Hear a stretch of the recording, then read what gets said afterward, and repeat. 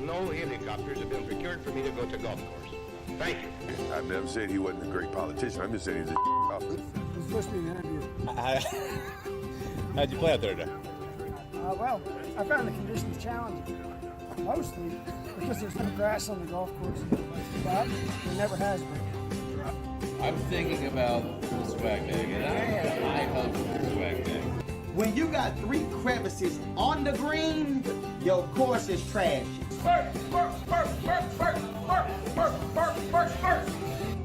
What is happening, folks? Welcome back. Beltway Golfer Podcast, episode 59. Your host, Alex Dixon here. It looks like this is going to be the only podcast for this month, September of 2022. However, this podcast is kind of like two just by the length of it. Almost 2 hours long with the head men's golf coach of George Mason University, Greg Pieczynski, who, as I understand, his peers refer to him as Coach Pie. But he was unbelievably willing and forthcoming with tons of information and willing to answer all of my questions about his program, recruiting, college golf in general. Never played college golf myself, so a lot of the stuff I just didn't know. And he gave thorough answers. I thought it was great. I thought it was super fascinating. A lot of the stuff, learned a lot about college golf. Actually just went to a tournament today as I'm recording this intro out at Avenel and watched some college. I'm taping this on Tuesday, September 27th, was day 2 of a tournament that included Maryland's golf team, Georgetown's golf team, GW, Howard, Virginia Commonwealth, a few other teams, University of San Francisco, all competing over 54 holes at TPC Avenel, and like nobody's out there. You can go out and watch it for free. Awesome golf, no ropes. I enjoyed it a lot. Anyway, I'm gonna be getting into some more college golf. I'm excited, and certainly going to be following George Mason University golf after this conversation because I thought Coach Pieczynski's passion about his team and college golf really came through and got me excited about his program. Other news, if you didn't hear, I'm hosting another podcast, the National Links Trust podcast. If you're not familiar with National Links Trust, they are the leaseholder for the 3 public golf courses in Washington, D.C. on National Park Service land, East Potomac Park, Langston Golf Course, and Rock Creek Park Golf Course. And they are all about promoting accessible and affordable municipal golf and preserving accessible and affordable municipal golf, especially around urban centers. And I'm excited to be leading their podcast going forward. They're kind of doing a relaunch, so it's starting with episode 4. I'm your host. So go check that one out and be sure to subscribe to National Links Trust podcast. And of course, if you're listening to the Beltway Golfer podcast the first time, subscribe here. Rate both, regardless of what platform you are listening to this on or watching on YouTube. What else? The Beltway Golfer newsletter. The 4th one's about to come out here in a couple of days. If you haven't signed up yet, it's a monthly newsletter once a month that includes the latest news stories related to golf around the DMV, Washington, D.C., Maryland, and Virginia, as well as the latest happenings and offerings from Beltway Golfer. So go to beltwaygolfer.com and click on newsletter and sign up there. Put your email in and be sure to get the newsletter. Other news, some big news here locally. I think this is a really fascinating story just in the whole world of golf course development, preserving public golf course, is the story of what's happening out at Reston National. So the Fairfax County supervisor just made an announcement earlier this week that he is not going to approve rezoning for Reston National Golf Course, which is the same result that he announced, I think, last year for Hidden Creek, also in Reston, the private course just north of Reston National. And the Fairfax County supervisor also announced that he said the community showed overwhelming support, and he shared a graphic that showed 98% of the local community in Reston wanted to keep Reston National as a golf course. So, at least for the time being, the current owners of Reston National, they were starting to publicize plans of developing the course, a good portion of it, to develop it into things that were not open space or golf course. So this is good news for golf. And if you're listening to this thinking, well, Reston National's not a place I play, or maybe it's not your favorite golf course in the world, irrelevant. The fact that a public golf course near Washington, D.C. is going to remain open and hopefully eliminate the opportunity that it's going to be developed is huge for golfers everywhere, especially public golfers. Tee times are hard to find. Golf courses are packed. And, we can't lose another public golf course, especially one as convenient as Reston National. I mean, the location is unbelievable, and their tee sheets are packed all the time. So this is huge news that Reston National is going to remain a golf course, knock on wood, for the foreseeable future. I'm certainly excited, and it's great news for public golf in the Washington, D.C. area. Speaking of which, and I must say, not relevant to my sentiment, but if you've listened to this podcast, you'll know that Reston National and the management company that manages Reston National, Kemper Sports, is a sponsor of this podcast. Saying that, this podcast episode is sponsored by Golden Horseshoe, another property managed by Kemper Sports, which has 45 holes down in Colonial Williamsburg. The 18-hole championship gold course, originally designed by Robert Trent Jones and more recently renovated by Reese Jones, one of the best courses in the state of Virginia and certainly one of the best groups of par threes you're going to see in the state.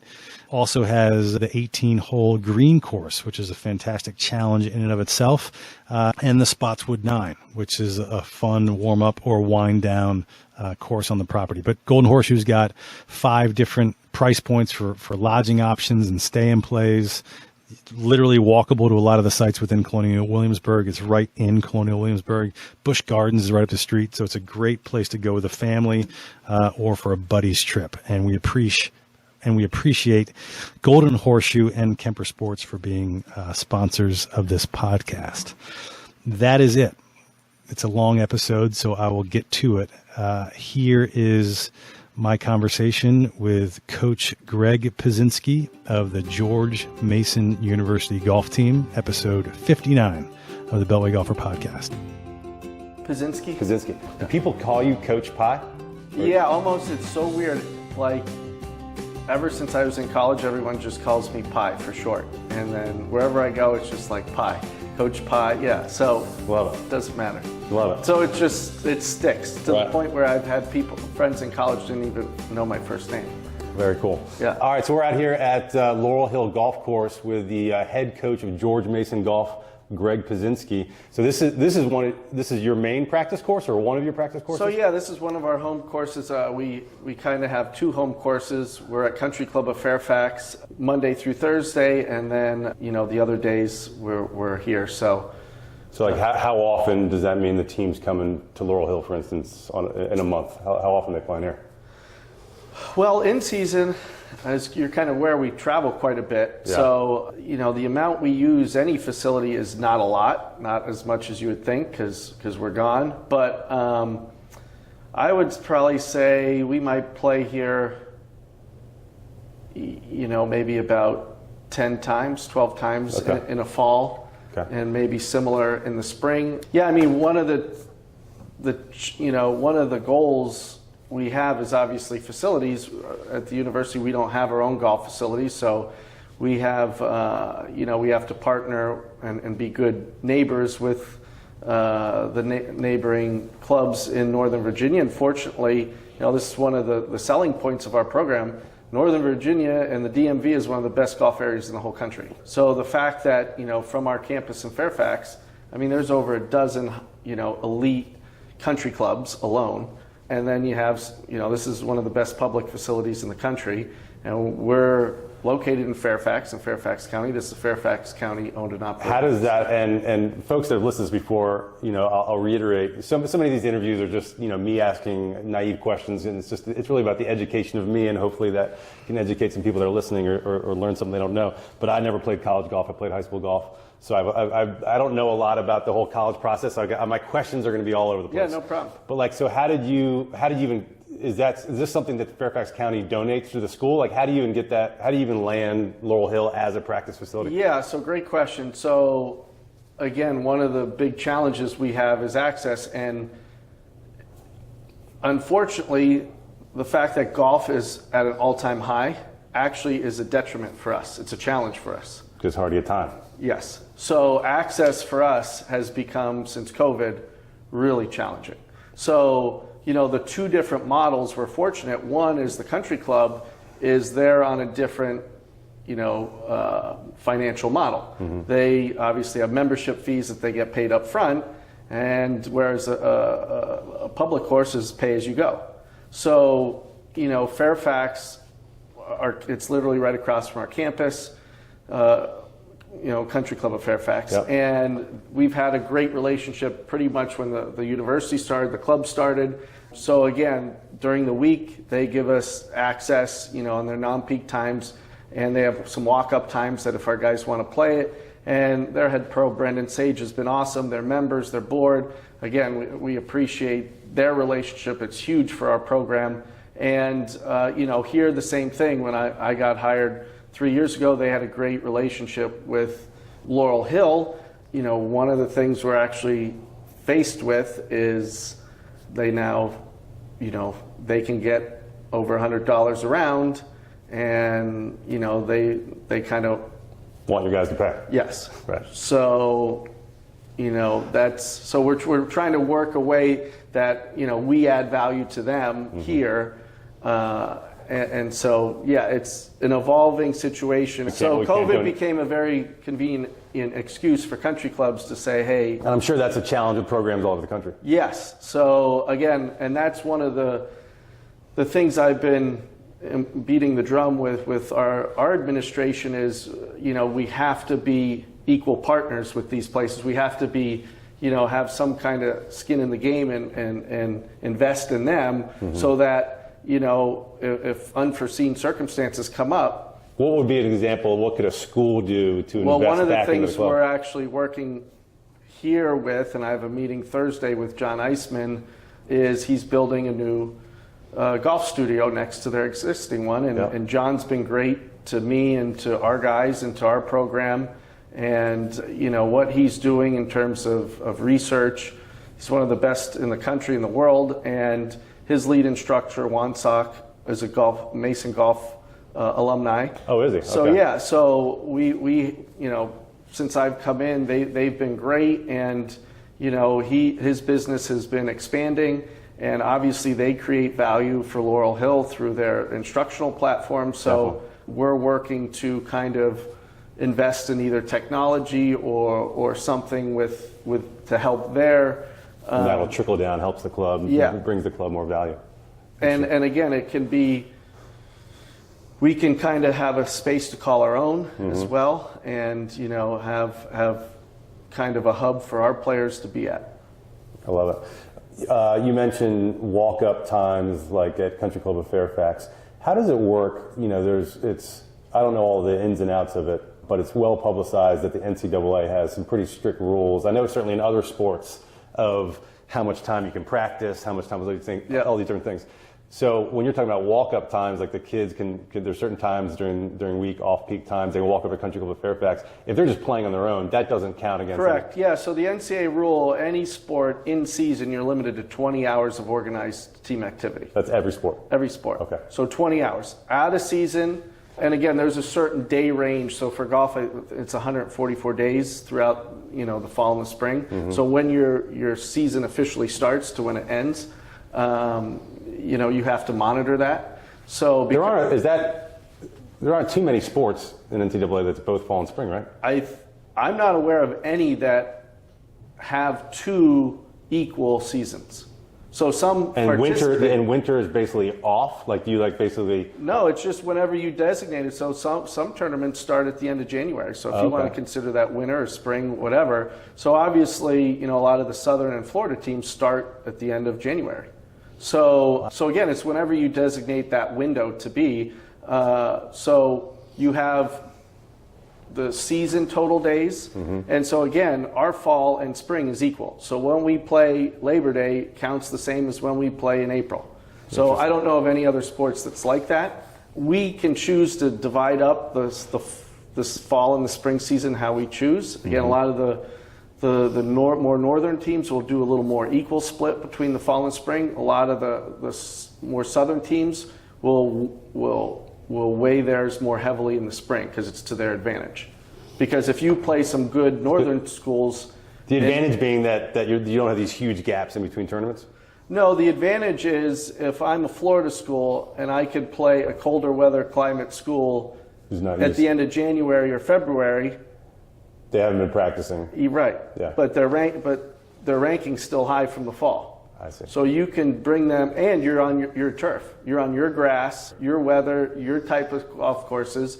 So it's definitely a strategy when you get into trying to get an at-large NCAA bid.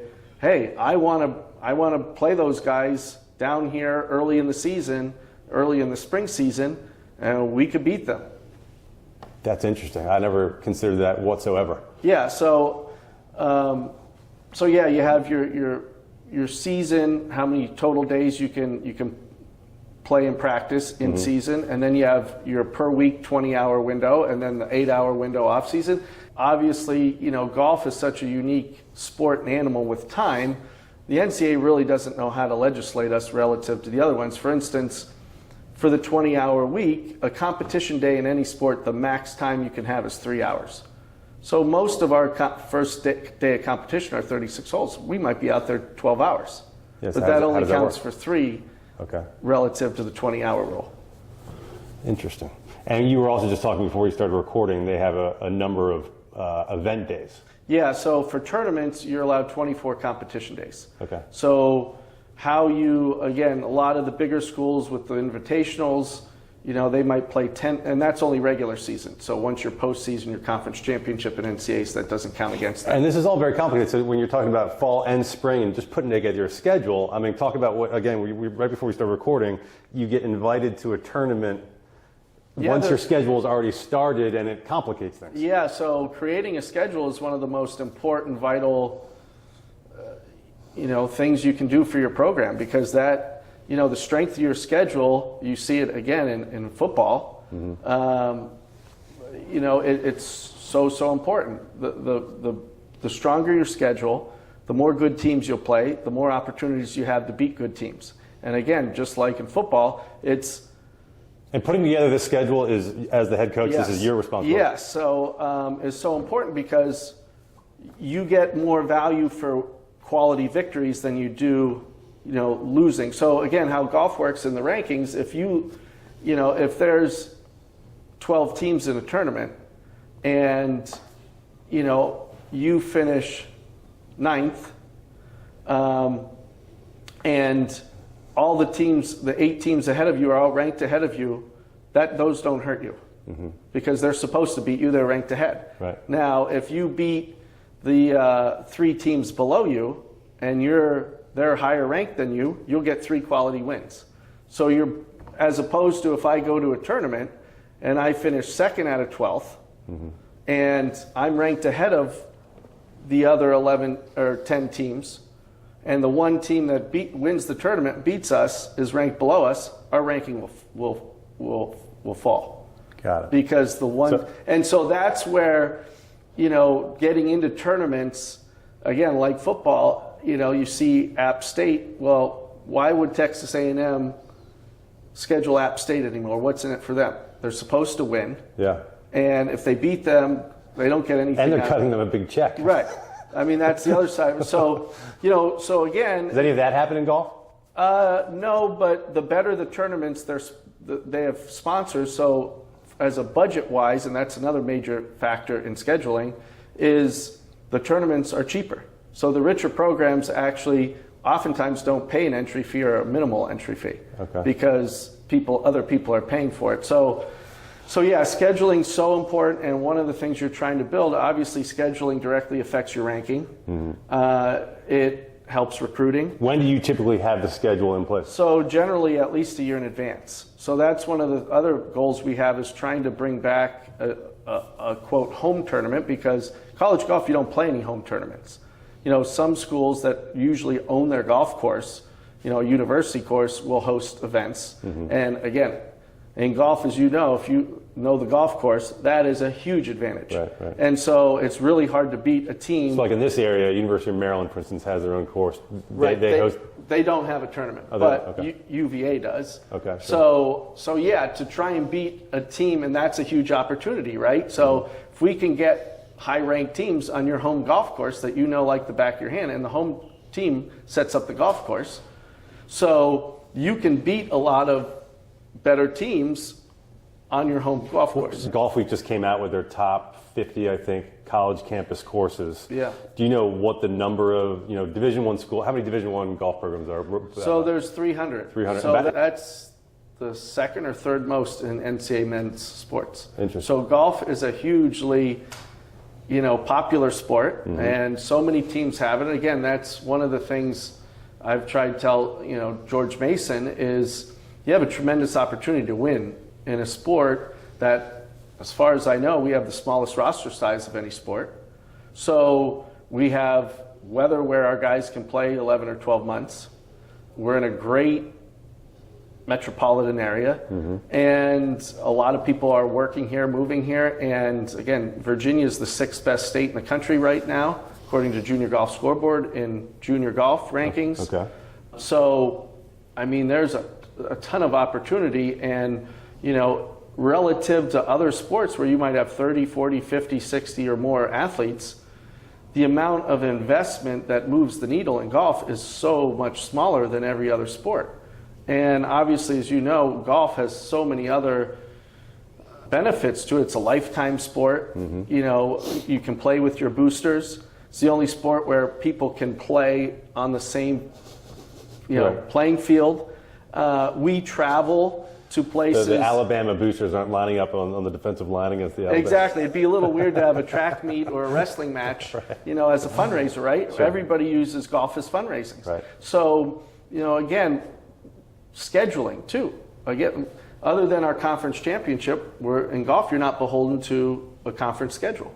So for us, we're going to South Florida, we're going to Phoenix, Arizona, we're going to Seattle, Washington in the spring, and we were just in New York twice. So we're covering the whole. Is there any requirement? So you're in the Atlantic 10. Right. Is there any requirement? No. Is there an Atlantic 10 championship in golf? Yes. So other than your conference championship, you don't have to play in any conference. There's no. Got it, okay. We played at Davidson's tournament, but they're free to invite whoever they want. So yeah, there's a lot of freedom when it comes to scheduling. So for us, if you're a George Mason grad, which George Mason's the largest school in Virginia, people don't know that. So I didn't know that. Yeah. And we're the most diverse school, we're the most innovative school, and our graduates have the highest starting salary of any school in Virginia. So, and 80% of our graduates stay and live and work in the state of Virginia, 90% in the DMV. So again, the area that we're in it speaks for itself, it sells itself. So. And again, our school's just celebrated its 50-year anniversary. So like I said, it's growing. I saw on your schedule, maybe I'm getting it wrong, October, November, but you are, quote unquote, the host of a tournament coming up this fall, but down in the Pinehurst area, Mid Pines and Southern Pines. Right. So how do you become the host of that? So good question. So yeah, again, we'd love to host a tournament back here. However, does every school pretty much host a tournament every year? No, that's up to you. Okay. So again, with the scheduling, obviously I talked about the benefits of it with your national ranking.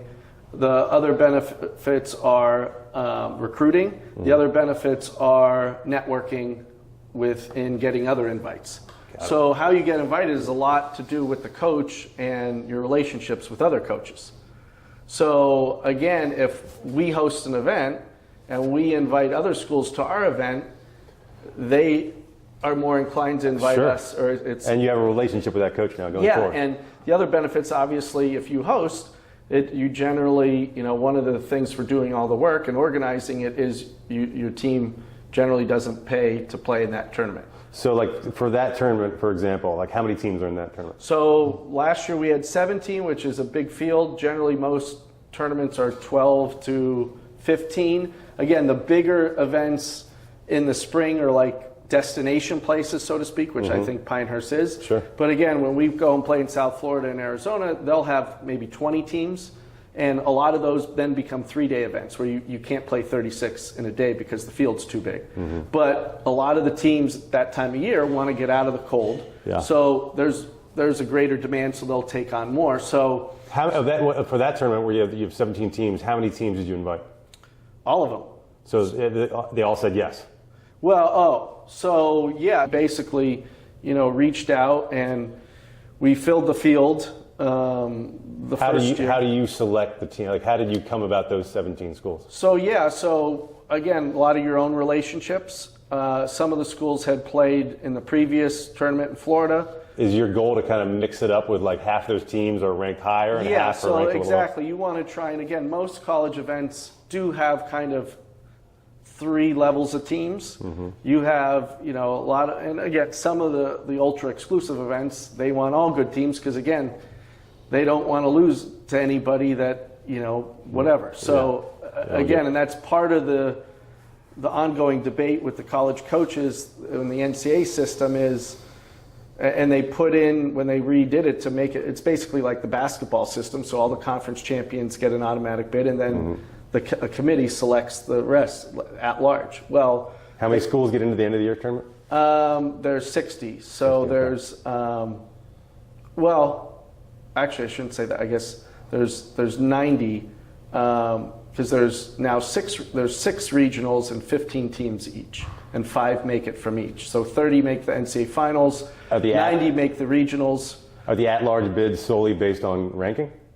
Most of it, yes. So this committee, again, so you generally have... Everybody knows the basketball March Madness is so popular. Yeah, so there's like a bubble committee teams, sitting in a room. Right. So is it similar to that, or? Yes, okay. They're very similar. So obviously most of the at-large bids go to the higher ranked teams or the bigger conference teams. So you generally want to be inside the top 75. Okay. Is a good place to be in contention for the at-large. So obviously schedule's huge. Mm-hmm. So if I play good, so one of the checks and balances for the smaller schools, is you got to be 500, and the 500 rule. So Alabama didn't make it this past year because they were below 500, and they'd finished last in the SEC championship. Okay. So you can argue, well, hey, they were ranked 58th, but one, if you finish last in your conference, regardless, the SEC. SEC is the top-ranked conference. It's usually, it's one of them. Yeah. And so, hey, maybe you don't deserve to be in the postseason. Sure. And then the other argument would be, well, hey, if you didn't beat half the teams you played against, maybe you shouldn't be in either. So I don't see how you could argue with that. Yeah, so that's where they've kind of been on, and like I said, there's that people above me, and whatever. That's just the system we have in place. So, knowing that that's the strategy you try and implement, and the better you get, obviously you get more access and you become more attractive for the better tournaments to get you in. So tournament scheduling's huge. Yeah, budget. You have the Ncaa 24 competition day rule you have to balance. What about finding the course? Like, golf's unusual, I would imagine, because the courses you play can attract schools to your tournament. It could probably be a recruiting tool, right? We're playing these courses this year. Absolutely. So Southern Pines and Mid Pines are fantastic. Exactly. Golfers. So you're talking about when you host? Yeah. If you host, the number one reason for teams to come to your event is the quality of the venue. Right. So there's the quality of the venue. There's the date you pick. Hey, maybe there's 3 or 4 other top tournaments that same time that overlap. Sometimes you don't have a choice. Again, is it fall or is it spring? How late, depending on where you're located. So yeah, and then is it hard to get what's in it for the course? The other part is creating the experience, right? So if your tournament, you can create an experience outside of the actual playing of the course. Yeah. So again, if you're a top school, you're getting invited to any tournament you basically want because everybody wants to have you in their field. Sure. What do you mean by experience? Well, so for instance, a lot of them now, there's some tournaments in Arkansas that were hosted on the Golf Channel. Well, hey, we want our guys to be on the Golf Channel. Sure. For instance, one of the things I want to do here, I just talked to the Navy coach yesterday. They were trying to get in our Pinehurst event. Okay. And, again, I sent invites out right after last year's event concluded. And again, 15 of our 17 schools, or 14, immediately responded they wanted to come back. So is it full right now? Yes, and we have many. Could you And we have many teams on the waiting list. So, Okay. for instance, is it up to if you wanted to, could you turn it into 18? maybe because some of it Or because is that too complicated? no, because we're remote hosting. It's not up to me necessarily. So one is the logistics side of it. Again, if you're playing 36 holes, there's only so much sunlight Right. to get in 36 holes. So the number of players, a golf course can only handle so many players at once for pace of play. The other thing is, again, would be lodging if we're providing the lodging. So there's a lot of different factors that go into that. Also it's the quality of the experience for the other teams. Hey, well, if we can't get in 36 holes, we got to come back. Hey, it's not what I signed. One of the advantages of our tournament, because it's in March on spring break on a great place, we offered a sixth player, an individual to play on his own. So now you can bring 6 players instead of just 5. So you get an extra guy to have tournament experience, even though he's not competing for the team. As the host and remote host for that tournament, is part of the experience. Is there anything outside of from the time they tee it up to the end of the tournament that you're also responsible for, like Yes. lodging or like a post? Yeah, so that's up to you. So again, some of the and this affects the cost. So a lot of the, we play at Penn State. Right? I played there, so it's a great. Your alma mater, right? Yeah, so it's a great tournament. We're going to Ohio State, and generally those don't include lodging because they own the golf course. Also, that affects the cost. So for them, they're getting almost a very minimal rate for the course or no rate, depending on it. So that cost gets passed off to us. So if you play at a country club, what you were saying, what's in it for the course? You get guaranteed revenue from X number of players times the rate you're giving. Right. So, and generally, when we play at country clubs, it's generally a Sunday afternoon practice round, Monday, Tuesday, because they're either closed or they're very slow on Monday or Tuesdays. So now you could bring in revenue, and it's also good for the golf course. The members like it, the people there, Sure. Maybe are alums or whatever. So there's a lot of, again, your future members. If you have junior members, they could come out and watch. So it's a platform for your club. And so, if you host at your own golf course, you generally play Friday afternoon practice round, Saturday, Sunday, because you Does Penn State have their own course? Yeah, They they do. have 2 courses there. Oh, they do. I should Yeah, know that. same thing with Ohio State. So, both of those are weekend tournaments. So that's just how it kind of affects everything. So yeah. We're talking about Penn State. Why don't we dive into your background a little bit? So where are you originally from? Near the Scranton, Pennsylvania. Okay. How far is that from Penn State? About 2 hours. 2 hours. Yeah. So you played at Penn State. You were a stud youth golfer. I did some Googling. I guess. How did you choose Penn State? Tell us a little bit about your career at Penn State. Yeah, so I played at Penn State. I enrolled in 2001 and then graduated in 2006. And I had an awesome experience. I'm actually heading there next weekend for the 100-year anniversary of their golf program. Oh, wow. So I'm excited. A lot of my old teammates and friends and everybody we're going back there for, they're having a lunch and then golf and then a dinner to celebrate, and then the next day is the Northwestern game. So yeah, I mean, is their program typically top 20, 30 program in golf? they're usually top 75, top 50. Okay. Yeah, they usually make NCAAs. Got it. And so yeah, they have a very good program, and my great experience there was the reason why I'm here. And I like I said, there were the guys. I played basketball throughout high school and before, and AAU, and my sisters both played college basketball. So for me, college golf was the first time you get to be in a team atmosphere for golf. Mm-hmm. Before it was like my dad and I just played. None of my friends played golf at the time, and we weren't from a huge golf hub area. So you didn't have a high school team? We did, but we played 9 holes and matches, and there was no team high school championship at the time. It was an individual thing. So yeah. So again, everything was individual based, and Yeah, I mean, like I said, I always loved golf and was good at it growing up and played very naturally, and I had kind of a homemade swing. And so when I got to Penn State, How did you get recruited at Penn State?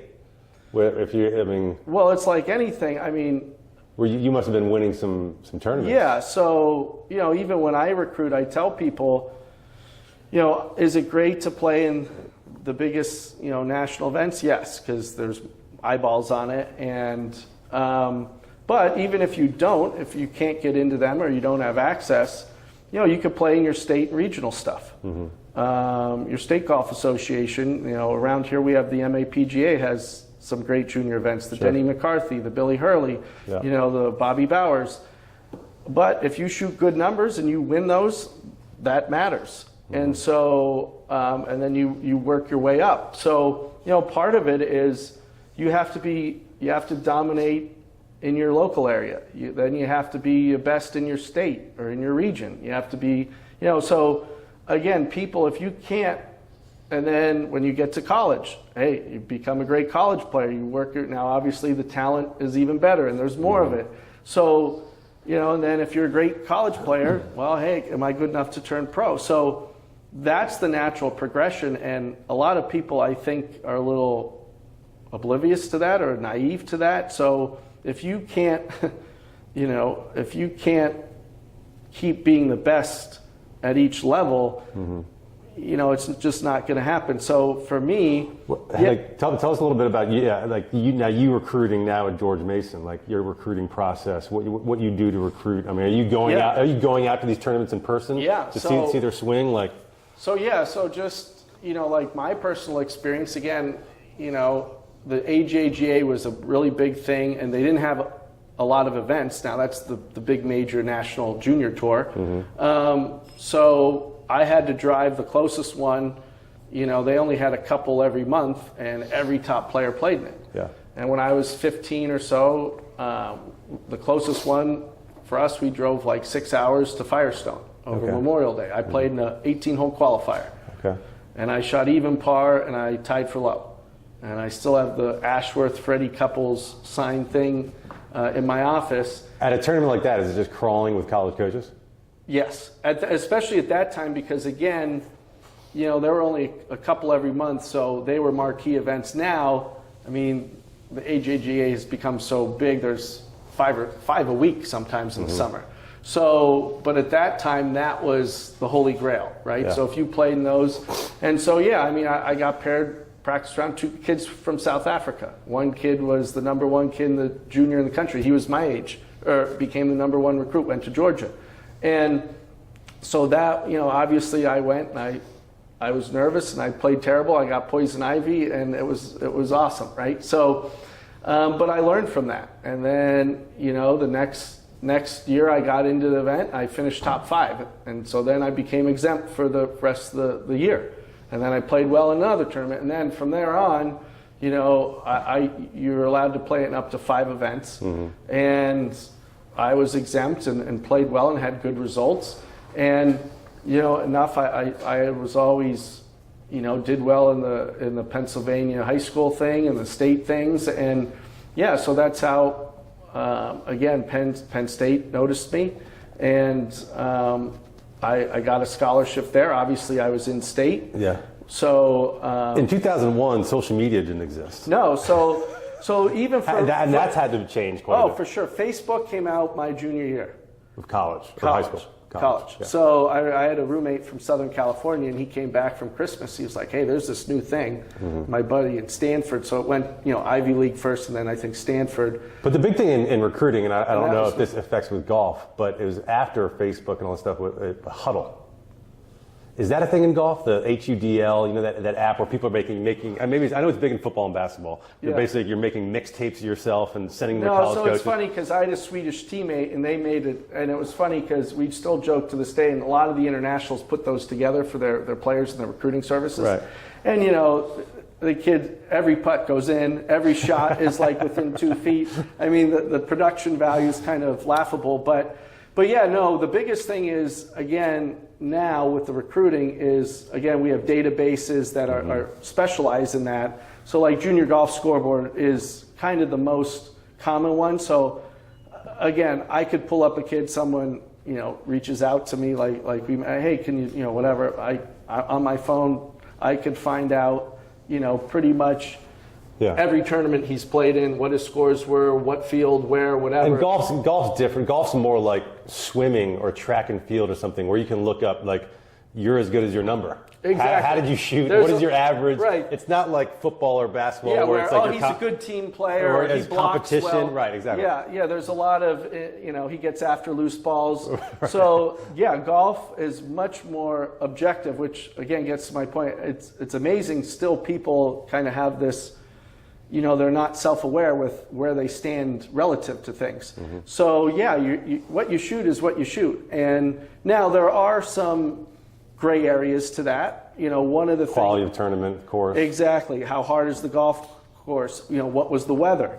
Right. How was it set up? Mm-hmm. And the field. And so a lot of these things, that's up to me now. I've got to dig through the layers to find out, hey, maybe this kid's ranked higher than he should be, or maybe this kid's a diamond in the rough. Mm-hmm. And so that's the art of it. I know a lot of college coaches just go by the metrics and the rankings. And to me, when I recruit, I have to see you in person. If I'm going to commit tens of thousands of dollars to you and have you for 4 years, which we can get into that evolution of recruiting in all the sports, a scholarship's only a 1-year deal. So, but anyway, I commit to 4 years. And is that always the case? Because you think every sport, you think about it as a 4-year deal, right? Which that's one of the fallacies. That's not the case. No, you sign a 1-year. I don't know because I was never offered one. Yeah. So it started in SEC football several years ago. I remember with Les Miles. So scholarships are really 1-year renewable contracts. Yeah, and people don't like to say you got cut, but you just didn't get renewed. Sure. So. Now, and that's become, again, I remember first that I heard of it was about 7-8 years ago, 10 years ago with Les Miles and LSU. He'd bring in, it's like the airlines. Mm-hmm. They sell more tickets than seats they have. Right. And so, you come in, and again, especially at the bigger programs, they have the leverage of their reputation and their stature. Mm-hmm. Kids want to, die to play there. So they come in taking that chance, and they don't necessarily maybe communicate that to them, but this is one of the things we tell our guys. And this is what you need to be aware of. And so in golf, the average roster size is 10. Okay. On the small end, you generally have 8. Do you have 10 scholarships? No. In golf, you're only allowed, the NCAA limit's 4.5. Oh, really? So that's another fallacy. So football and basketball are the only 2 sports for the NCAA where you have, if you give any scholarship, it has to be 100%. So every other sport has a proportional, and their limit is less than the number of players. So if in your program, if you only have 4.5 scholarships and you have a roster of 10, let's say I'm the let's say I'm number. Oh, do you split that 4.5 over the 10? Well, you have to. How could you do it any other way? The math doesn't work, right? You're not giving 4 full scholarships to your 4 best players. You could. Right. You could do it however you want. So a lot of it, you're kind of like a GM with the salary cap, with your scholarship money. And does it change? Do you? Now that is complicated. Yes. So does it change every year? Like, let's say I came in kind of as your, on paper, maybe your 8th best player, and I come out like gangbusters, and all of a sudden, coming into my sophomore year, I'm your number 1 guy. Then it could go the other way. Maybe, or it could go exactly the number 1. Maybe I flip flop with the number 1 guy. Does then that money, how much money you're getting part of your scholarship, may change the following year? Yeah, and this is the nuance that you need to know what you're getting into. Wow. So, first of all, that's the NCAA limit's 4.5. That doesn't mean what the school's going to give each program is 4.5. Mm-hmm. So that's just like in football, you're allowed 85. Well, that was so back in the 80s and 90s. So Penn State, Nebraska, and Ohio State they were given 110 scholarships. Mm-hmm. And then Boston College maybe had 40. So they put in these limits to keep the playing field as level as possible from the big boys. However, each school doesn't necessarily have the 4.5 to give. So for us, we don't have 4.5. So that is a disadvantage for us going up even into our top schools in our conference. So even within the conference, not everything's level, and it's, so that's, you have to use your, whatever advantages you have to offset the disadvantages you have. So the NCAA limit is 4.5 scholarships, and you get all four. You get that 4.5 from George Mason. Yeah. So there's two things. Every program's goal in any sport is to be endowed. So private individuals can make up that difference if the school only wants to give you 2. Right. So if the school comes, if COVID or some unforeseen financial thing, if there's enough money privately fundraised, it's like any investment. You put a principal in, and then the interest produces the money every year. Sure. So that's your grade. Other than that, it's up to the school to give you that money, which is why not everybody gets 4.5, because they might say, hey, we can only give you 2 or 2, whatever it is. So that fundraising is huge for other sports. So when you asked about, is golf a revenue producer? For some, I guess, because you're on TV now, the Golf Channel televises it. And however, golf is definitely a revenue producer indirectly. What we said, fundraising, no sport can fundraise like golf. Right. So when you see a lot of these schools flying private jets, their golf boosters are donating their private jets. They're building multi-million-dollar golf facilities. Again, the ticket through golf events. Well, and just a lot of successful, financially rich people play golf. So, hey, again, I could play with the team. Sure. I could host them at my course. They're going to these exotic places. Maybe I have a second or third home there. So that connection with golf is so unique, and you could tap into that. And that's, one of the number one things that, I'm trying to, communicate that to George Mason, is the area we're in is such, there's so many successful people with great businesses and great jobs. And again, we have access to capital if there's a passion and a plan. Right. And that's unique. Not a lot of places, most. But we also talked about this a little bit earlier. I think one of the challenges there is there's this disconnect between the golf community and college golf. Like, I'm crazy passionate about golf. I host this freaking podcast, all stuff. But I don't, as you can tell by this interview, I don't know anything about college golf. Yeah, it's not necessarily it's not like basketball, football, where like you're just going to games all the time. It's not that kind of thing. Right. So like, how do you bridge that gap and get the local golf community, especially the ones with some deep pockets, more involved with the team or more aware of what's going on with the team? Well, again, and that's another responsibility of the coach. Right, that's what a lot of the job in college golf is: fundraising, is networking, is, again, whether, your personal connections, as we discussed, helps with scheduling. Your personal connections helps with recruiting. Your personal connections helps with access to golf courses. Me being, a PGA of America member and having been part of the Mid-Atlantic PGA section for, 4 or 5 years before I got this job, has opened so many doors for my program. Would you ever consider, and maybe you do, I didn't study the schedule that hard, do you have any events in this area? No, we don't, and that's one of the things we're actively working on right now. Do you think that would help? Yes. I mean, one of the things we would love to, bring it back maybe here. I know they were interested in it, and, again, one of the things... Have you done that in the past? They used to host one here, before my time and before COVID. They had an event here. And this golf course is a phenomenal, it's a championship venue. Yeah. The one thing that obviously here is the conditioning of it.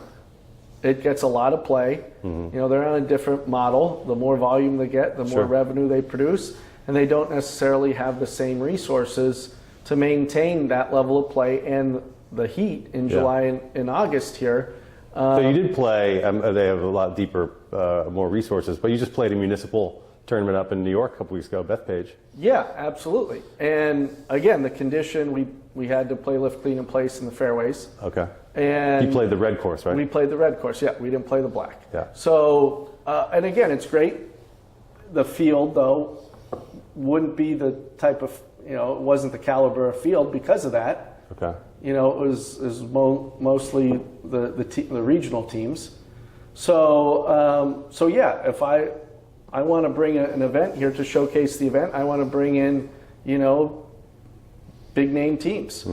But again, you know, if they're playing a course that, you know, is in very poor condition, the bunkers, the fairways have, you know, brown spots and the greens aren't great, you know, they don't want to come here for that.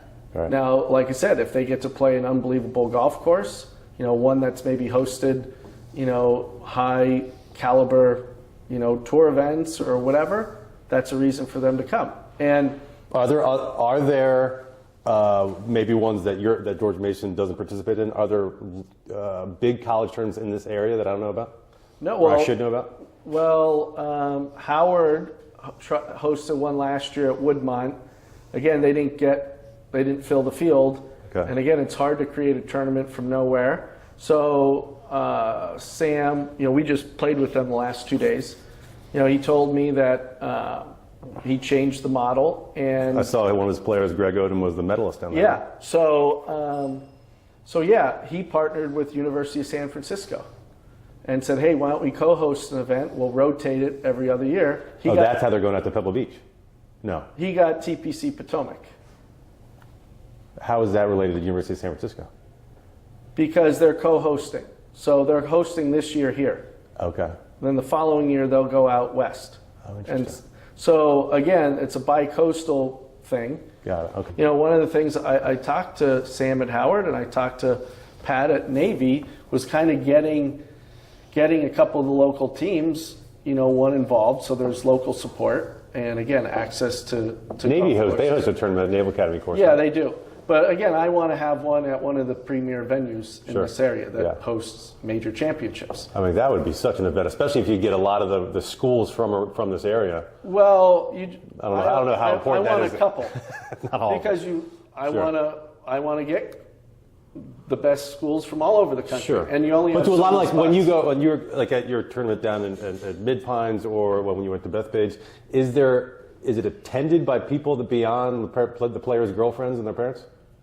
Yeah, I mean, especially if you're at it depends where you're at. Yeah, obviously the home team has their a bunch of people. Yeah. You have a lot of the parents travel with the team with their I would just think players. that's a challenge if you're not playing, like if you've got 12 teams in a tournament and only one's from the area or two from the area, you know, attracting people and getting revenue from actual like fans and attendance to show up the tournament, you know. Yeah, but you don't charge. There's no ticket admission anyway. I mean, yeah, that's true. I mean, you ever go to any game, go to a volleyball game, go to a track and field match, go to a soccer match. I mean, how many people go to those? Do you think they're making money there? Right. I mean, they have to hire people to take the tickets too. So, yeah, I mean, even if you look at professional sports, look at COVID. They don't need attendance. The gate doesn't matter. That's not even part of the equation. Go to the PGA Tour event. They don't care if anybody shows up in terms of the gate revenue. That's irrelevant. You know. So yeah. Really, I mean that's a line item. I mean that's not nothing. They hosted tournaments for a year with nobody showing up. Didn't affect anything. A lot of times you'll get people that'll sponsor that. So yeah, I mean when you talk about pro sports, it's all TV revenue. So yeah, I mean, so no, that doesn't matter. Now, indirectly, now those parents, they need to eat somewhere. Mm-hmm. You know, they need to stay somewhere. Yeah. if the course has carts, they're gonna pay you $30 a day for a cart. Yeah. So there's ways that they're gonna spend money. I mean, if they're traveling to these different locations, they're gonna spend money. But no, I mean the whole thing is, I want to do something. What do we have in DC that nowhere else has? So I think if we can do something where we give them maybe an awesome dinner, in DC. And my idea was maybe to every team from whatever state they're from, maybe get a congressman from their state to have a dinner or a college jam with them. Sure. So now that's something unique. Whether it be maybe a tour of the White House, the Capitol, the monuments, and then, you have a dinner downtown. That's pretty cool. Absolutely. It sounds like a no-brainer. If you're, in California or Arizona or Washington or Texas or, Florida, that's. And this all comes back to creating that experience to make it attractive for them to come. Yeah. So something like that paired with a world-class course. Yes. And then, like I said, the other thing is, maybe a little bit of the date and stuff like that. There's some other factors. How long does that typically take to put together? Like, how long did it take to put together the tournament Mid-Pines? Like, when did you start? Yeah, so like I said, you have to coordinate. It's a year in advance because most of the golf courses, their special events, they have to. If it's a country club, they have to take it to committee. If it's a public course, maybe they have to take it to the county or whatever. Whoever's making that decision. Generally, they'll schedule most of the stuff by January for the year, and then obviously on our end, you have to plan for your tournament scheduled days and budgets and in advance. So again, you don't go over those 4 days. So you generally it's going to be at least a year and a half in advance. Switching topics a little bit, has name, image, and likeness, has that reached your doorstep? No, I mean the only people that has really affected right now is some of the top level basketball and football players. So, again, if you take, even with football and basketball. Even the top golfers in the country, they're not, you must be doing some, right? Yeah, the challenge with golf, specifically with name, image, and likeness. I mean, I've seen brands on Instagram that talking about their, like no laying up, for instance. Like I think they must sponsor a couple. Yeah. So people. again, anything significant. A lot of them will do and again, every setup's different. Like a percentage of sales. Like if you promote us on your Instagram and you sell, $1,000, and we'll give you 10% of that or something, right. Or merchandise or whatever. That's what a lot of it is at that level. If you're talking serious stuff, like big money. I mean, most people, if you're an international player, so if you're a great international golfer at Arizona State or a school like that, you are not eligible for name, image, and likeness because you're on a student visa and that falls into work. Okay, sure. So that would void your visa. So that's one strike against golf with a lot of good international players. 2, most of the prime marketing areas for a golfer is unavailable for a college golfer. So you're talking about the front of the hat. Okay. You're talking about here, and you're talking about on your golf bag. So, from what I've read from, most of the... What is available? Towels and... Well, again, you could try and put it on areas, but I guess if somebody really just wanted to give you the money... If one of your... Well, let me ask you this. Let me have a different way. It sounds like it's not really happening. But if one of your players came to you and said, hey, this company, I just made a deal with this company doing name, image, likeness, and they want me to put a badge on my sleeve, would you allow that? That's a good question. Probably, it depends on the details, but obviously you wouldn't want one guy having a different uniform than That's the what other. I mean, yeah. So, but is that what's happening at the higher levels? No, that's why you're not seeing it, right? Yeah. And Well, not putting on their uniform, but they're doing it in other ways. Right, yeah. So like maybe you do a commercial or something, or so yeah. But in terms of what do most people want? If there's if you're playing in an elite college tournament, it's on the Golf Channel. You're not going to see your logo somewhere. Right. Which again, that's the most valuable reason to do it is to get eyeballs on that. Now, like I said, but that's also the same case with the basketball and football players. So isn't a lot of it really about social media? Yeah, a lot of it, right. And so if you're that big of a name, and you have a social media following, and that's where, again, half of it or more than half of the NIL deals are female student athletes, not males. And that includes, if you take basketball and football out of it, it's over 3/4. Interesting. because of the social media following and their presence there. So, no, we haven't had to really deal with that. And like you said, probably, the way they would go with golfers would be more of what you're saying. It's not necessarily it'd be more through those platforms and whatever. Sure. So what year did the last thing about name, image, and license is that once you turn professional, once you're out of school, that deal's done.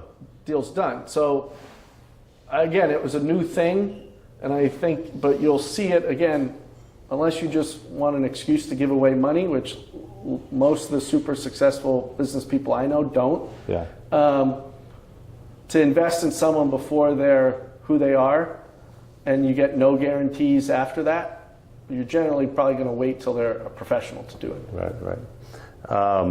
This is your first head coach job? Yes. So, what year did you become the head coach? I got hired in February 2020, so right before the pandemic hit. So that was, I got hired midway through. There was, which is always a challenging time frame, basically right before the spring season starts. Mm-hmm. So that was a whirlwind, especially being a state employee with all the just. And going back to what I was talking about the golf season, so that's the middle of the season. Yeah, exactly. So that's very unusual. And not only that was, we were literally playing our first spring event in Florida. Everything was already scheduled, like 3 weeks later. So I had to get, all my state and different, clearances done very fast, and there's a lot more than you think, not having been a state employee before. It was challenged. So we played one tournament in Fort Lauderdale, and then we came back, and then we were, hosting 2 tournaments remotely at Mission Inn outside of Orlando the next week. After you got hired? So was the previous coach let go, or whatever? Yes. Got it. So, and again, the reason why we didn't go back there is after the fact, so basically we hosted a tournament on the front end of spring break, and it was, I forget what conference. It's like Detroit and IUPUI that won it. It's like in the Midwest. They host their conference tournament there. Okay. So that was a way to get teams there. Sure. Now, again, some of the benefits of hosting a tournament, like I mentioned, we really weren't getting, as a program, any benefit out of hosting that event. And so I'm like, the field, again, relative to where we wanted to go, didn't make sense for us to play. And so then we were staying down that week. And again, after I played at Penn State, I lived in the Jupiter area for up until 2018, off and on. So I took the team that we were at, actually Tiger Woods. We went to the Honda Classic, and I had some friends playing in it. And then we were having lunch at Tiger Woods' restaurant in Jupiter, getting ready to go back up to Orlando for the next event. And that's when we had a player, he's at law school now at Wake Forest. He was a senior, and his father was one of the top assistants at UVA for basketball. Okay. And he was like, they started canceling all the conference basketball tournaments that day. Got it. And this was that second week of March of 2020. Yeah, it was a surreal experience. Yeah, exactly. Sure, right. So we're literally sitting there, and teams aren't coming out for the second half. And now this event was the bigger event, and we had some good schools like TCU, UCF. They were coming all over, and I'm getting schools calling me from the airport saying, should we get on the plane or not? And so now... And you had to make that call. And we had about 18 teams for that one. And I'm trying to get a hold of our administration, who is at either Madison Square Garden or where the Brooklyn Nets play for the A10 championship. They're busy with their own, emergency situation. And I also have the host facility to worry about. So total chaos. Total chaos. So finally, one of my players said, look, Duke is pulling out of the NCAA tournament. there will be no NCAA tournament. That's what my dad said. Right, this was basketball, right?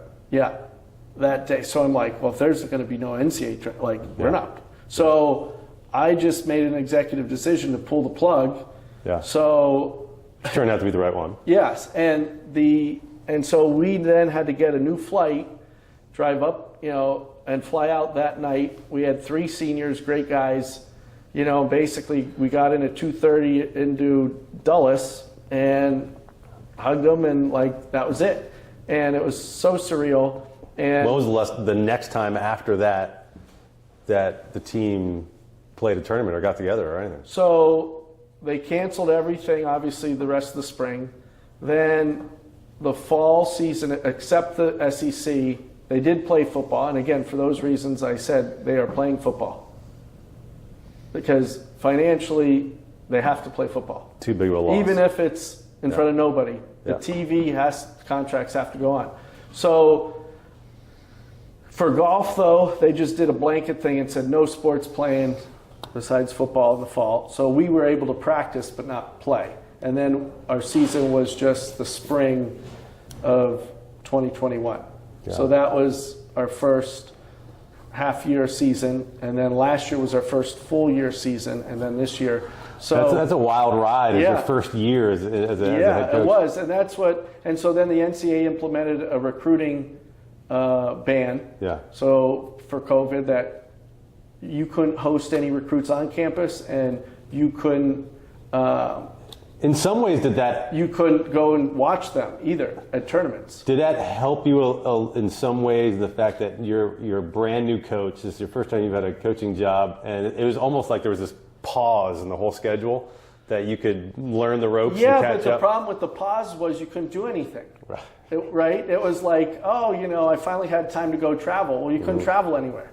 Right. Right? Yeah. So that was the irony of it, right? Yeah, So now, and that's how it kind of affected our roster size, and that's what makes even our progress, our expedited progress, even more impressive than I think it actually is the fact that we couldn't recruit. And we only had 6 guys these past 2 years, Interesting. which is unbelievable. And we had Your roster was only six players. Is it back to 10 now? We have 9 right 9, now. okay. Yeah, which is a more normal size. So the fact that we took the guys we had, because we couldn't, and again, it's part of my recruiting philosophy, is we brought in one player from upstate New York, and he played every tournament last year, finished 7th in our conference championship, and then, he's played well this year.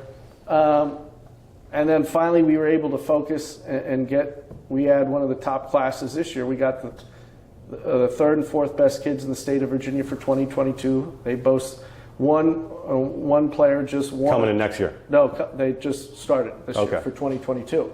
And one player just won the Virginia State Junior title over here at Riverbend. So that has been huge because it's given us, and those players were ranked, again, 9th and 11th when we got them to commit, and they blew up this past summer. You want to talk about one? Feel free to let's talk about a few of your players.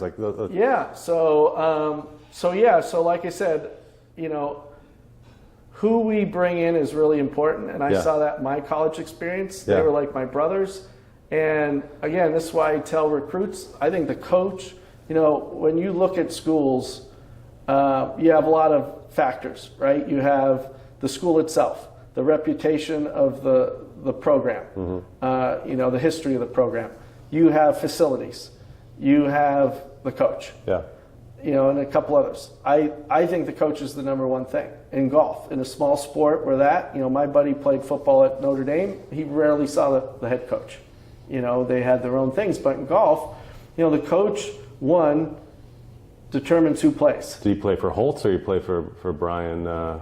He played for Willingham. It's funny. He played for 3 different. Right. He actually was one of the 8 guys who got an official Notre Dame letterhead with O'Leary. He was there for 10 days. Right, that's right. He's one of those that lied on his resume. Yes, exactly. Yes. So he had Weiss, Willingham or Weiss, but anyway, I tell him the coach picks who plays. The coach, again, picks your teammates. Coach picks the schedule, picks the equipment. And then, so like I said, I think I looked at your roster. Yeah. Most of your rosters either local or semi-local, right? So A kid from Langley. Yeah, so that's a huge thing for me. Again, I think in any sport, you want to be one of the top. You need to own your area, your state. Yeah. So again, Mason for a long time, and again, Virginia is the 6th best state for junior golf right now in the country. Right behind the big three: Florida, California, Texas, and then you have Georgia and North Carolina and Virginia. Interesting. So that's unbelievable. So the five ahead are all that makes sense. They're all south. Right. Like a full season.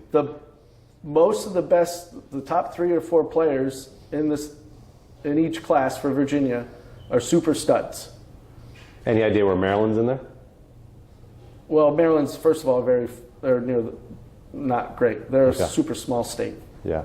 As well. So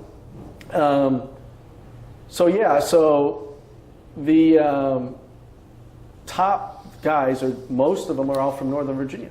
Interesting. So why not us? Yeah. And so again, this area, most universities, Penn State where I went, a lot of the other ones, you look at a lot of football schools are in the middle of nowhere. Right.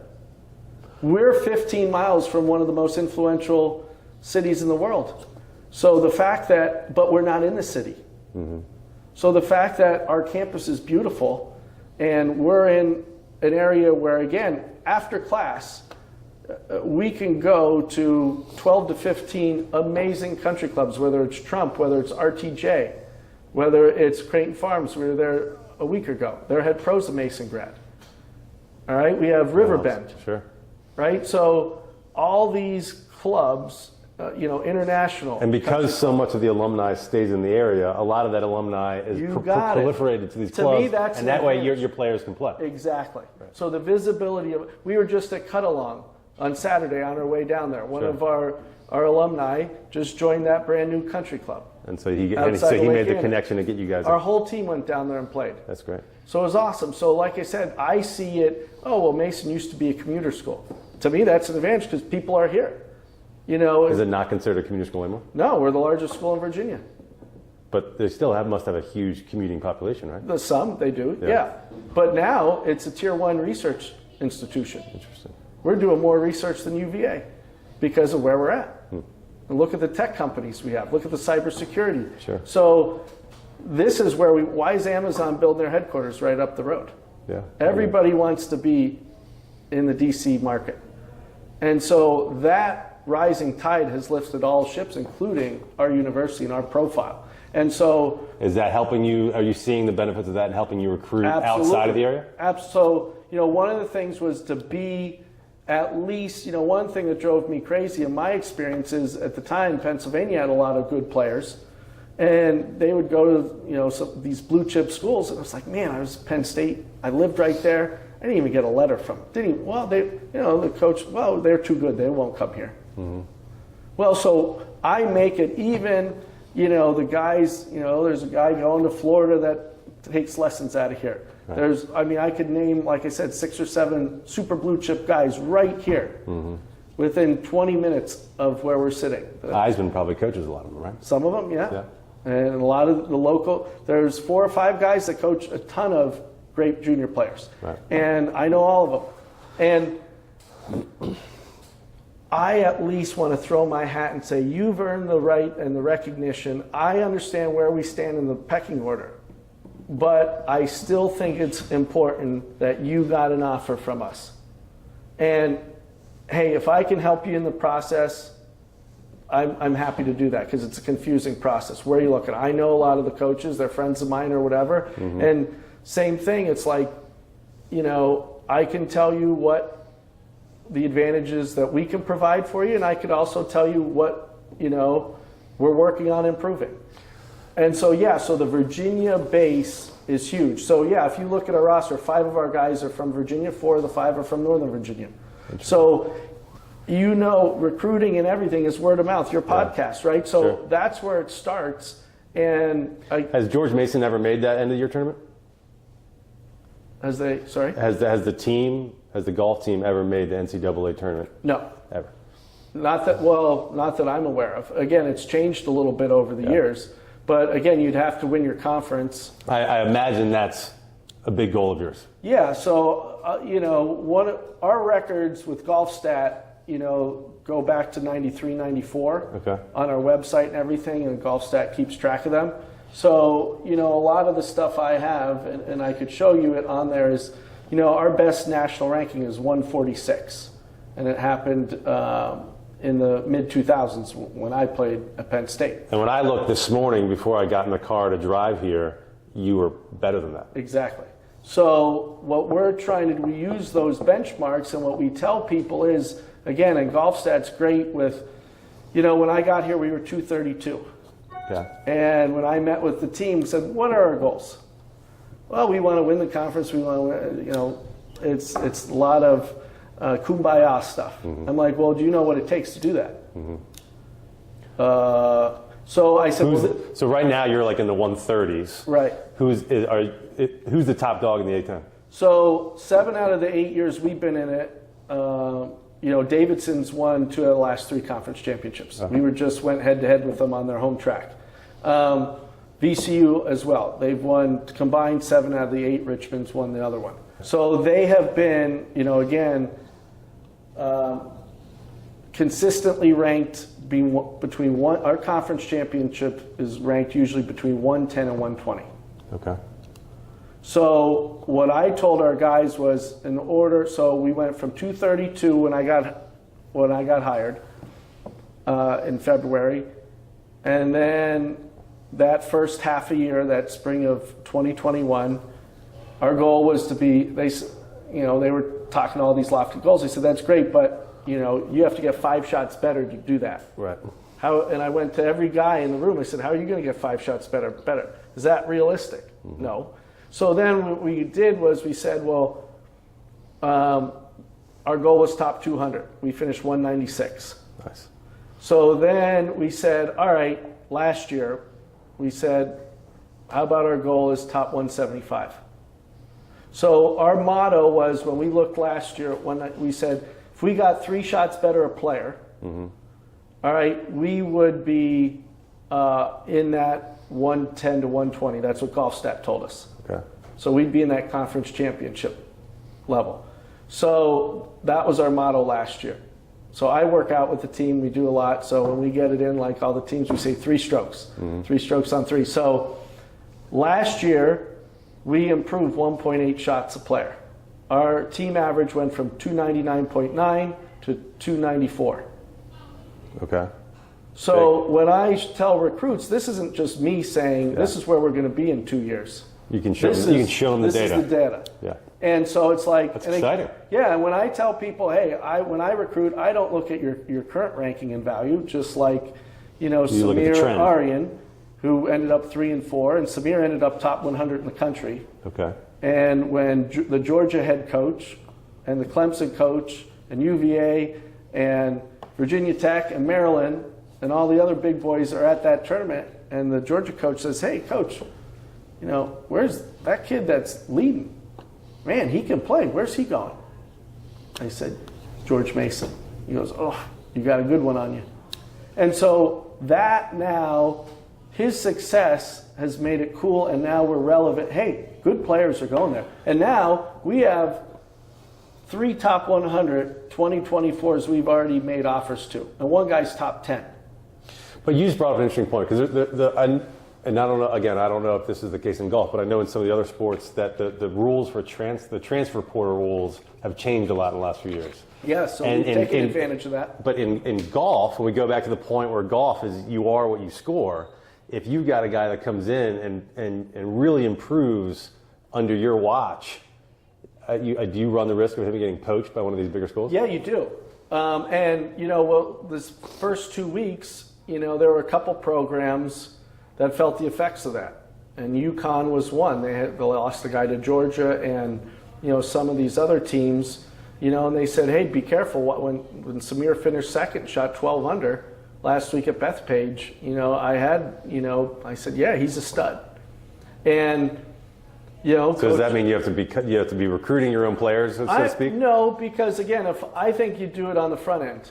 Yeah. I know the guys I bring in. Yeah. I'm completely transparent and honest with my guys with everything we do. Our budget. So you try to bring in guys that you know are going to be with you for the long haul. Yeah, and you know, again, if there's something, I just ask them, hey, communicate. You know, so my mission statement, and you know, I can, you know, is pretty simple, and it's in our team manual. It's in our first meeting. It's for me to create an environment that maximizes their potential, athletically, academically, and personally. Simple. Mm-hmm. Yeah. So if you become such a super stud by your last year that, hey, coach, I have a chance, you know, look at Chris Gotterup from Rutgers. Okay. You know, so he was a New Jersey kid, wasn't highly ranked. Became the Big Ten Player of the Year after his 4th year last year. Okay. Has an opportunity to pick his school and goes to Oklahoma. They are the #1 team in the country. Becomes the National Player of the Year. Is that because he gets a 5th year due to COVID? Yes. That was a little bit unique. Yeah. But yeah, so that's a situation where, hey, you know, all you're trying to do is, how could you not be happy for that kid? Right. You know, he's earned that. Yeah, right? he could have stayed at Rutgers for the 5th year if he wanted. Yeah, but could he ever, again, because of the scheduling stuff and because of the, you know, I don't want to say the bias, but the reality of it is he could never be the Player of the Year at Rutgers, even though they are in the Big Ten. They're not going to play on the level that Oklahoma is. So core values and principles: excellence, preparation, accountability, integrity, communication, synergy, and fun. So what we talk about all the time is control the controllables. You know, what we talk about after every tournament is self-evaluation, right? All right, tell me, you know, what you did best this week. Yeah. What did you improve most that you're proud of? And then, okay, what are the areas that looking forward you're going to need the most work to improve to get to where you are? And then, you know, it's like a report card. Obviously, you have the areas of the game, you know, the physical areas. You have driving, you have approach, you have short game, and you have putting, right? There are stats. But to me, it's more than that, right? It's the intangibles, too. It's the controllables. All right, I define them as attitude, effort, management, and preparation. Okay. 95% of our improvement has been because of those areas. And so, again, you could beat so many people, and this is transferable to life. Sure. And so that's what we tell them. You won't just become a better golfer here. Mm-hmm. You know, you'll be better prepared for life. And it's like, if you can do those regardless of your talent level, you know, you will be better going forward. And, you know, I had 3 goals when I got hired here. The first one was, all right, change the culture. All right, yeah. You know, Mason was, you know, not a good golf program. It's no secret. But nobody cared about it. Nobody put the time and the effort in it. And when I saw this, I'm like, this is a sleeping giant. Right. With all that we've talked about. All the resources, yeah. So, second, we did that. The second thing was, all right, now let's take the guys that we inherited and let's make them better. I know what we do works because it worked for me. Mm-hmm. But part of it, you know, there's a proof of concept, and some people will it work for guys that maybe aren't at your level? Yeah. And we've shown that. And so last year we had 2 all-conference players for the first time ever. Nice. Right? So you're seeing that in that data, like I said, that improvement. Now, I saw this year you've already got a freshman who won A10 Player of the Week or yes. A10 Player of the Week. So the third part now is that we're on currently is to recruit and bring in more talented players. Right. To get us to that last level. And you know, so to be a great college golf team, it's a pretty simple blueprint. You need 2 super studs that can carry 4 out of the 5 scores count a day. Okay. They're your workhorses. You could count on them. Their scores need to count every day. Yes. And then the second part is the back end depth. That 4th score, that's the greatest variance, is that 4th score. I mean, again, if that guy shoots 73 as opposed to 77, that's 4 shots just on that one guy. Through 3 rounds, that's 12 shots. So there's only one score that doesn't count? Correct. You drop the worst one each day. So now this team up here is really good, and this team stinks because of the 12 shots in the last one. So, that's the part that we're focusing on. And, again, the 1.8 shots, so that golf stat data and metrics, again, this is where it shows. This was from last year. This is the area we're talking about. And then, I break it down for our guys here. What's so interesting about this, as you're showing me this stuff, is that you have a tremendous amount of passion for this. Mm-hmm. I'm getting excited just hearing you talk about it. In a lot of ways, I'm a sports fan, and I love getting into college sports. And going back to one of the things we were talking about earlier, sometimes it's not again, I'm really into golf. I'm on my computer all day long. You got to really search for some of this stuff. Yeah. I wish there was a way that college golf, it was just easier to find a lot of this stuff. So it could be easier to be a fan. Yeah, and one of the things, again, I've worked so hard with our sports information team. Again, golf people tend to be technology people. Right, sure. And there's perception to value, especially in this area. Yeah. And I've learned this when I moved to Jupiter, Palm Beach area. Mm-hmm. Successful people will pay a premium for excellence. Right. So again, what I'm trying to say is, when I got here on our website, there was no list of former Mason Golf alumni. I said, so if I played golf here, and regardless whether it was in its infant stages or a glorified, club team, whatever you want to call it, now if I have my own business and I'm killing it, that's a sense of pride, I would think. Sure, I can still point people there, absolutely. Yeah, and so I didn't know how many coaches we had before me. So all this stuff, bringing in the history and creating a culture. And the other thing is, like I said, just knocking on doors. Yeah. Right. So I've gone. We did a camp at TPC Potomac with Daniel Nebben this summer, and I've got 2 other ones at clubs in the area. And what did we do on the end? We had a 90-minute Q&A. And again, I can't give any specific information out about our program, but the general recruiting info. Yeah. And Daniel now coaches at the Division III school, Marymount. Uh-huh. So he was given the Division III kind of perspective on it. And so that's what I said. We're going to expand that. Yeah. And that was almost as valuable as the actual golf information we were giving. And that's why I said those other people that run these golf organizations in this area, I've said to them, hey, let's do this. There is a need for this. There's a craving for it. And the more people can understand it, they can make their best decisions. And that's simple, like you said, passion. I tell our guys, you'll get so far in life with a passion and a plan. And doors will open up for you that you didn't have access to.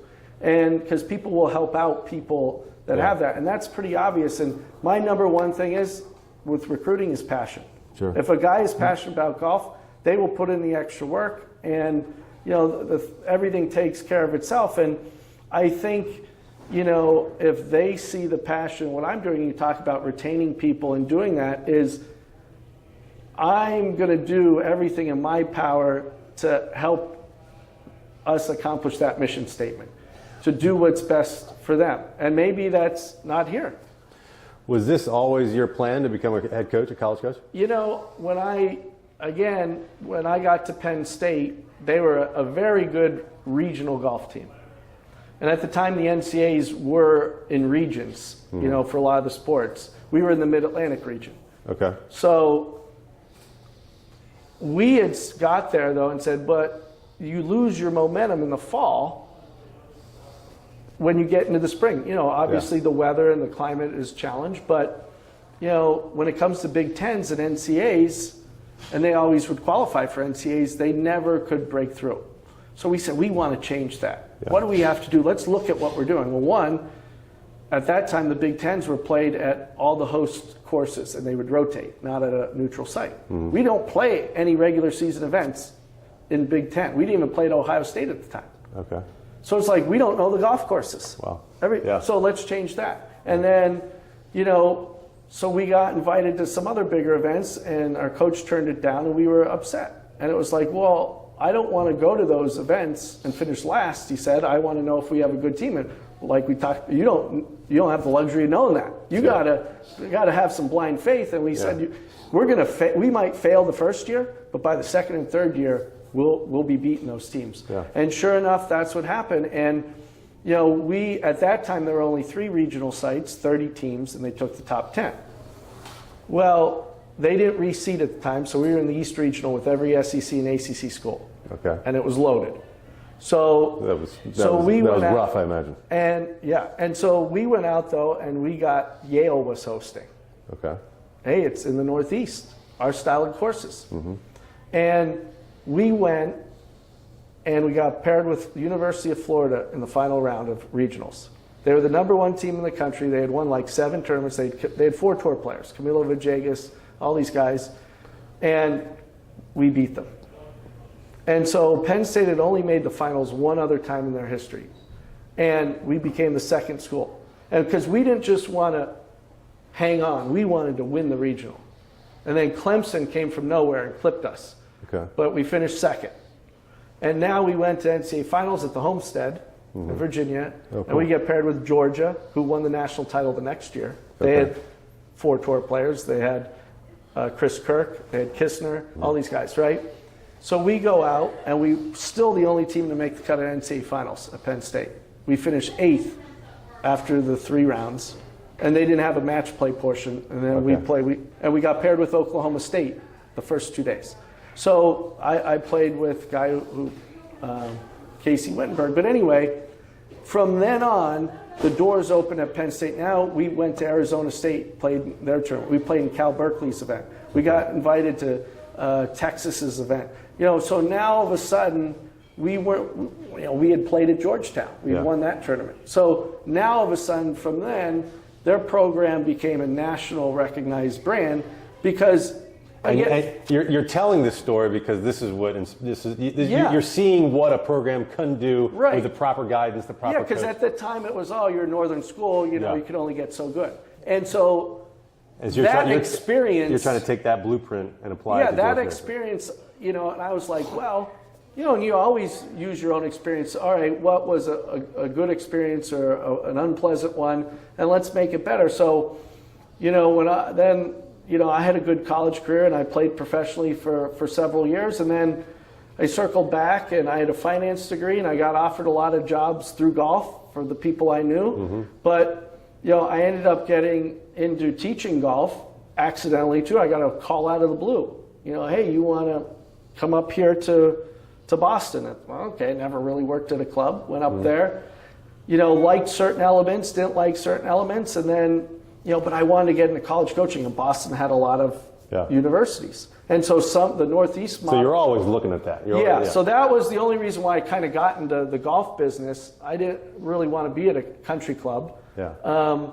But it was hard. But like you have your PGA credentials. Yes. This is all from becoming an instructor. Right. And do I have it right? Your last job before becoming the coach was locally at Manor? Yeah. So one of the assistant pros up in Boston was in the interview at Manor, and I had played the U.S. Open sectional at Woodmont. My sisters had lived in Maryland, and I wasn't too far away. It was closer. Okay.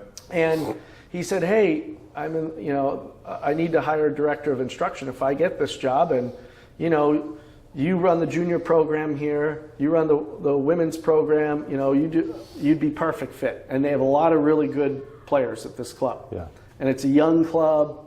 Would you be interested?" I said, "Sure." This is the one in Boston, or is this Manor? We were in Boston at the time. So he said, if I get this job. He's talking about Manor. Yeah. I see. He said, I said, yeah. So that's how that came to be. So I was the director of instruction there for 4 years. And, I loved that. And the people there were great. My experiences there were great.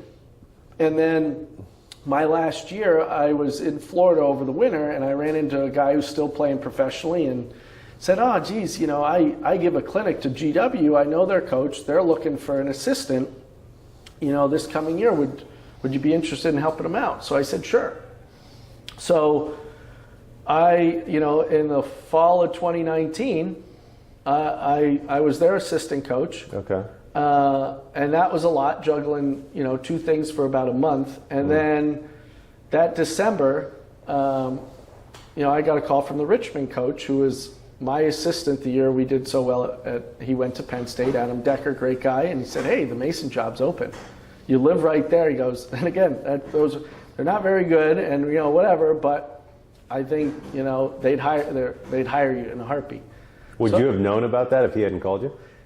Yeah, well, because then then the Chuck at GW had told me about it a few days later and whatever. Okay. But again, that timing, it's very unusual. And I had been on the NCAA job, I get the emails. Sure. But again, so much of it was, unless you generally start at your alma mater. Well, my roommate and best friend was the Penn State assistant for 6 years. And then he was going to be leaving to take the job at University of Florida as the assistant. Okay. But I couldn't get in. It was like, well, and again, obviously, like a lot of things, you need the right situation where you were. I wasn't 25 at the time, so I was like, oh, do I? So, and actually I got offered the Rutgers assistant job. Okay, around the same time. About 2 years before that. Okay. And so I was like, well, I don't know if I want to move there, So the timing and everything fell into place, and I was like, all right, and my experience at GW being in the conference, in the area, and, Chuck does a great job with his program. Obviously, geographically, they're very close, but being a private school and being where it's a completely different kind of model, and who they recruit and what they have to do is very, very different. One of our things why we focus also on in-state kids is we're a state school, and our tuition is an unbelievable value and bargain. Especially if you're an in-state player. Exactly. And given that we don't have the full 4.5, Yeah. Right. hey, if I give a kid X number of dollars, That's a huge advantage if they're getting recruited by an out-of-state school. yes, because this amount of money becomes a bigger percentage to them. So Do college golf coaches compared to, because it's not quite as maybe prestigious, the contracts the contracts aren't quite as big as football and basketball. Do coaches typically stay longer at programs than in basketball and football, or is there still a lot of that historically there's been a very low turnover, which is why it was hard to get in. However, the trickle effect, like I said, whether the recruiting and the scholarships, the cutthroat nature of it now as the money goes up, has gotten down to golf. So the bigger golf schools, the top big conference schools, there's definitely, the coaches are getting paid more, but the expectations are going up too. And so that pressure to win is felt, and it comes down onto the players. And so again, when they're doing their rosters, and if you look at the bigger schools in Virginia, and even at Penn State, at my experience, they had 12 guys. Maybe they capped them for Title IX, but they had bigger rosters because they could. Yeah. And so the more guys I get that are good players, one sticks, the better percentages I have. And they can afford to do that. But, I'll just tell you, I got calls from 2 major schools, and over the summer, hey, coach, here we have a great kid. I think he'd be a perfect fit for your program. Why? Why don't you want him? Right. And so then you talk to the kids. They're on the transfer portal, and hey, I got cut. We had 16 guys on our team. And hey, the one assistant coach told me, yeah, we're bringing in 6 freshmen. 6.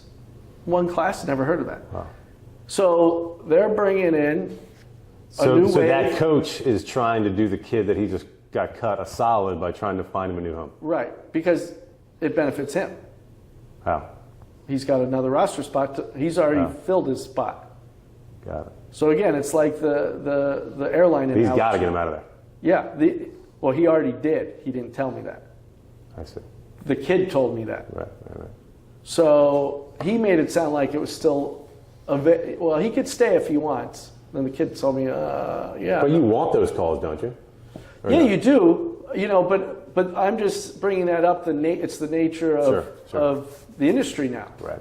So you're becoming, again, we'll give you 2 years or a year sometimes even. The one kid was a freshman. The other kid was a sophomore. Is that part of a trickle down of the popularity of golf in that every year the kids are just getting better? No, but that could be. I think it's more the trickle down effect of the economics. Again, there's more money at the top to get. It's more competitive. Again, I need to win to keep my job, and I'm getting paid more, so the expectation's more. Yeah. If I don't produce, I'm out.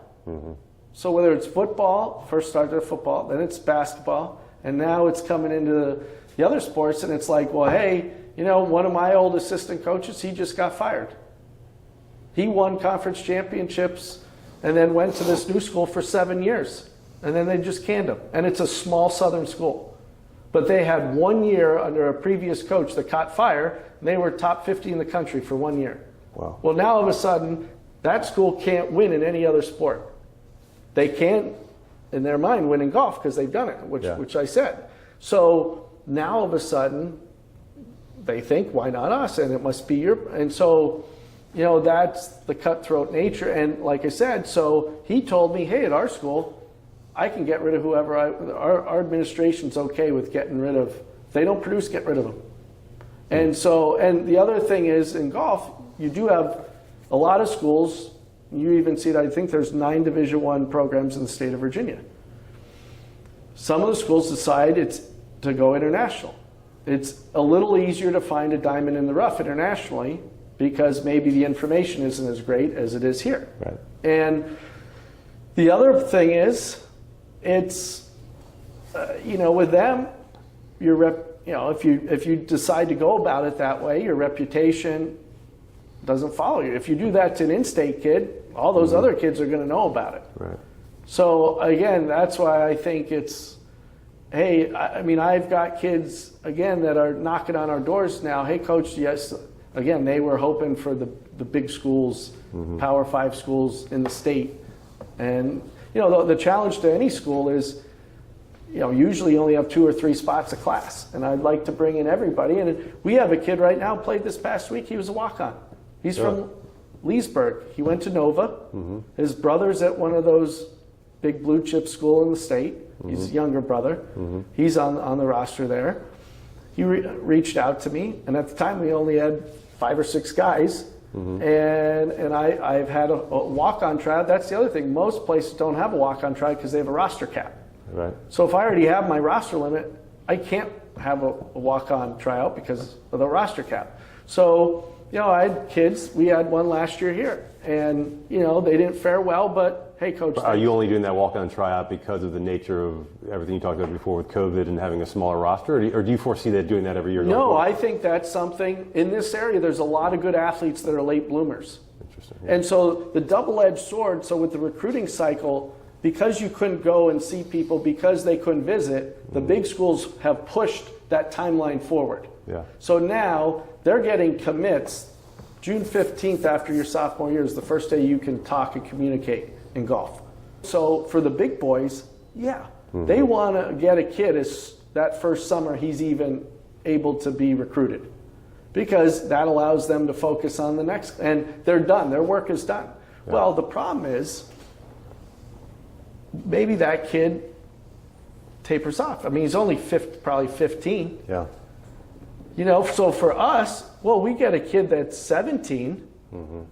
A lot can change in those 2 years, or he's 16 or 7, that year and a half, that year. I would imagine it happens in golf more than almost any other sport. And because it's such a mental game. Not only that, but one, obviously there's the physical development in any sport. Yeah. But in golf, it's a lot of, when did you start?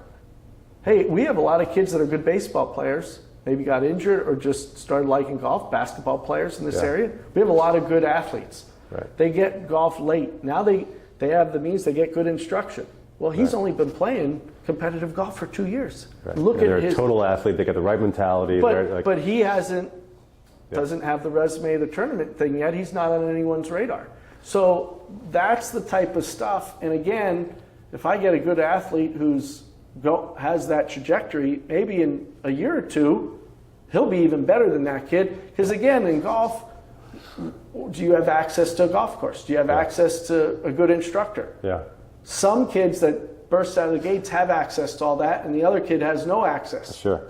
Here's a question for you. It's a little bit off topic, but related. And I gotta get. We're going on 2 hours. This I love this stuff. It's fascinating. But I know you just got back in town this morning. I'll get you out of here. Have you? Before we started recording, we talked about social media a little bit and socialization in youth sports. Have you started seeing? I see these pop up like in my different social media feeds.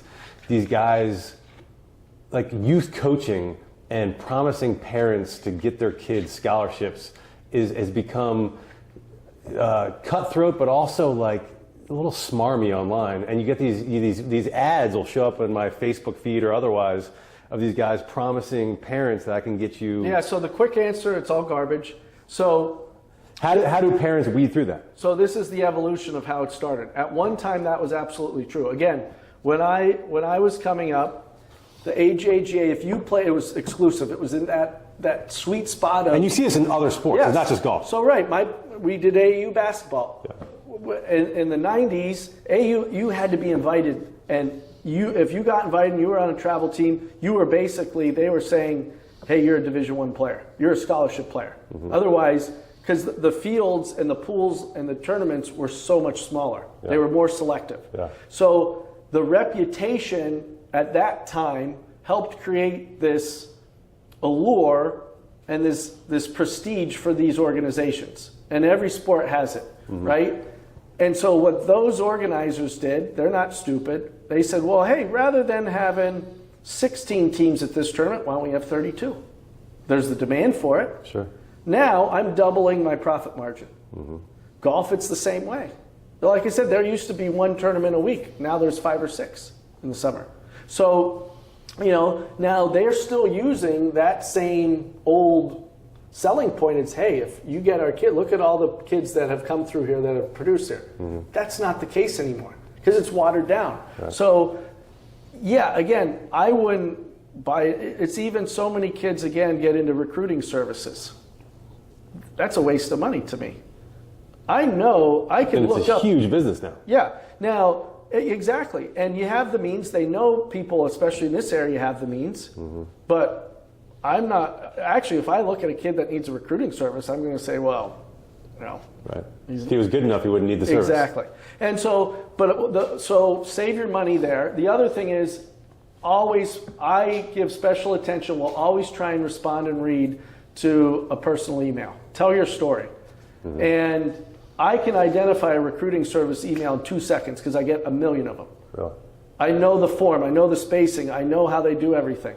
And so, like the service will write it, but then the signature will come from the kid or the parent? It's a form letter, and they fill in that. And the form, like I said, whatever it is, even the email address, I know what it is. So it's like, if you can't take the time to send me a personal email, I'm not going to take the time to respond. So the best recommendation I have is... But that's interesting. So like some of the kids on your team that you've recruited that are on your team today, did some of those relationships start by them reaching out to you and not vice versa? Right. So like in football, the high school coach is huge because high school football is huge. Sure. Basketball, you have your high school plus your travel or AAU. Yeah. So there's a combination. In golf, it's, your high school stuff almost means nothing.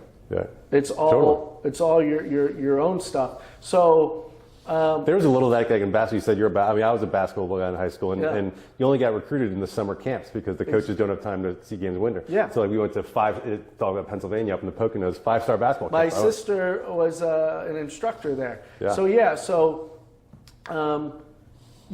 in golf, again, there's so many kids, and again, a lot of coaches, a lot of these Division I, coaches, especially in the Northeast, are part-time employees.